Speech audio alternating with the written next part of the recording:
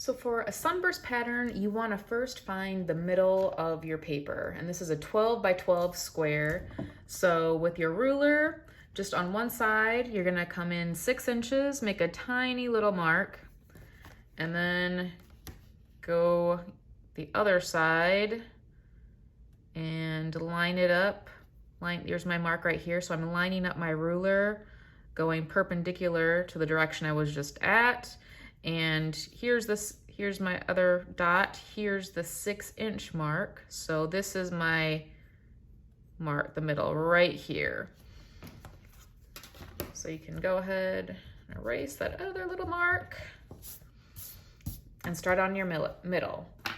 And you can start with whatever color you want. You want to try to blend your colors together, so it's easier if you're using colors that are next to each other on the color wheel, or at least warm and cool colors together. But it really doesn't matter if you have a certain color scheme that you would like, that's fine. I'm gonna start with orange, and so here's the middle of mine, and you're going to just kind of go around that middle point.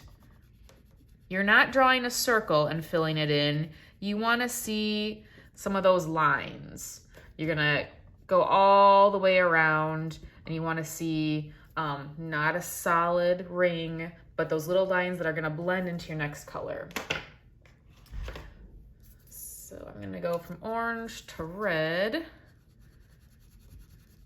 And you're just going around. I think most of us have done designs like this. But just to review, gonna go around the circle. Again, I'm going right into my middle color. So I'm going right into the orange. You do want to keep it solid. So you don't want to see any white spaces in between. It should look more like paint.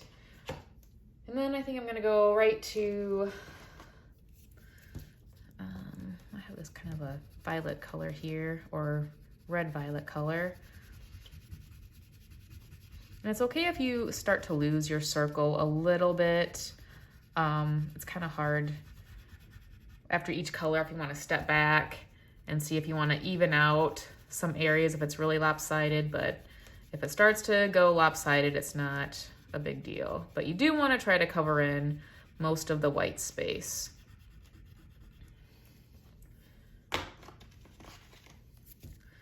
And your next layer, and so on until you get to the end. You can repeat your colors.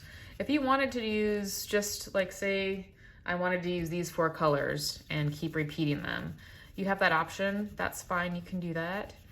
But just make sure you're trying to blend them by going into the color that you used right before it, and cover up your white spaces.